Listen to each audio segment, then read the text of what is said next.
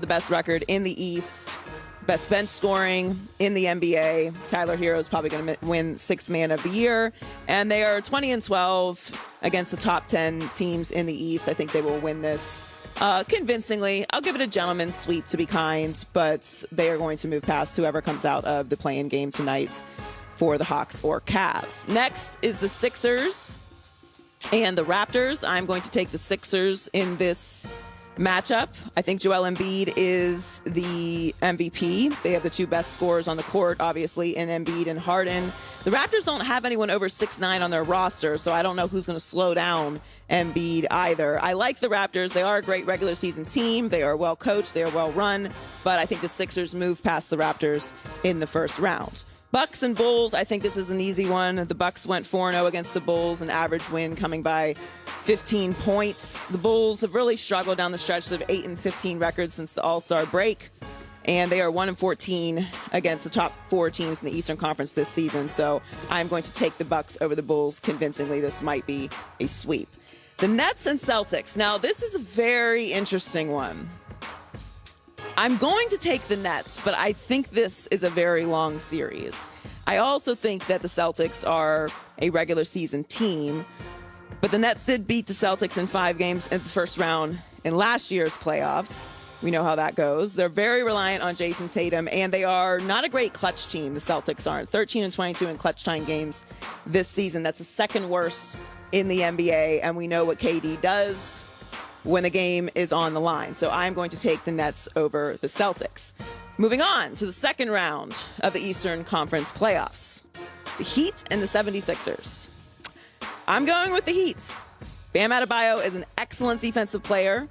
I think he and Embiid will have some battles, but I like Adebayo in that spot. Harden has also been struggling recently. While I don't think he'll have much of a problem in the first round, I do think that this will show up against a good defensive team and a great bench team in the Heat. And again, the Sixers are extremely reliant on Embiid. They have the worst bench scoring in the NBA since the Harden trade. So it's really, really star reliant in Philadelphia. I think the Heat move on. The Bucks and the Nets. Bucks went 3-1 against the Nets in the regular season. I don't try to get too much into that unless it's really blowouts every single time they're matched up. But they have improved their defense, have the Bucks, since adding Brook Lopez. The Nets don't have a lot of chemistry, as we know. They have the most different starting lineups by any team this season. They are extremely reliant on KD. I think the Bucks are a championship-level team. Obviously, they are the reigning champs, and I think they will move on past the Nets. So now, we have the Eastern Conference Finals. Who do we go with? Do we go with my Miami Heat or the defending champ Milwaukee Bucks? I'm going with the Miami Heat. Yeah. I am going with the Heat over the Bucks. The Heat are seeking revenge, obviously swept by the Bucks in the first round last season. Giannis actually averages his fewest points per game, 18.2 in his career, against the Heat. So this is a tough matchup for Giannis. I am going with my Miami Heat to advance out of the Eastern Conference. No shocker there. All right, into the Western Conference. The Suns will be playing either the New Orleans Pelicans or the Los Angeles Clippers. They will make quick work of whoever comes out of this play-in game. Suns are the best team in the league, a very complete team. They're playing great. They're healthy. They're going to move on very quickly in this matchup. Now, the Jazz and the Mavs. This is really interesting because Luka is dealing with a calf injury. He's not going to play game one.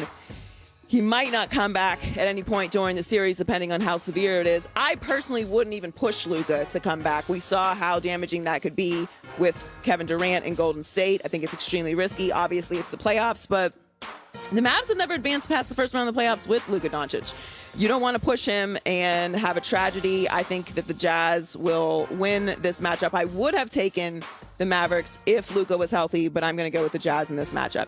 The Grizzlies and the Timberwolves. This is going to be an amazing first-round series. I cannot wait to watch this. The Grizzlies are the second best record in the NBA, number one defensive ranking since the All-Star break.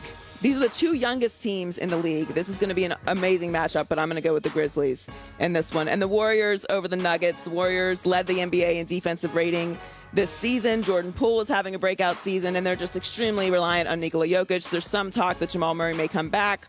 They're still without Michael Porter Jr. They just don't have enough, so I'm going to go with the Warriors in that matchup to advance into the second round. So, Suns and Jazz. I'm going with the Suns.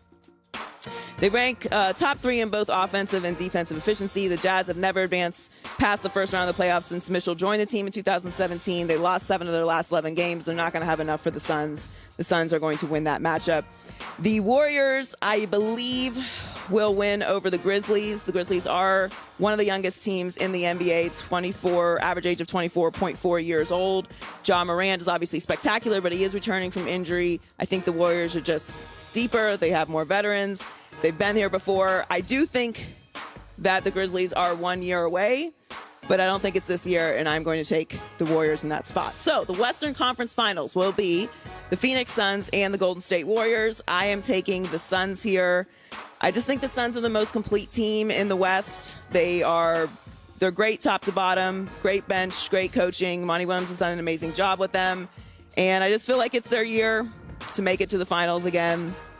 The Warriors' big three also have only played 11 minutes together this season, so they're not coming in running things as they usually are. So I'm going to go with the Suns to advance out of the Western Conference, which means my NBA Finals matchup is the Phoenix Suns and the Miami Heat, and I bet you guessed it. No, I'm going with the Miami Heat. Miami Heat are going to win the championship. Say it loud and proud. Heat is on. Sing it loud and proud, I should say. Listen, here's the one thing I'll say about the Miami Heat. All the statistics and all the, banter aside, they love being the underdog. The number 1 team in the East, and everyone is writing them off. It is the perfect position for them to be in. I love it. Well coached, well run, deep bench, full culture capacity in Miami. Everyone is locked in. Everyone enjoys their roles. I'm going with the Miami Heat to win the championship. It's a spicy finals. It is spicy.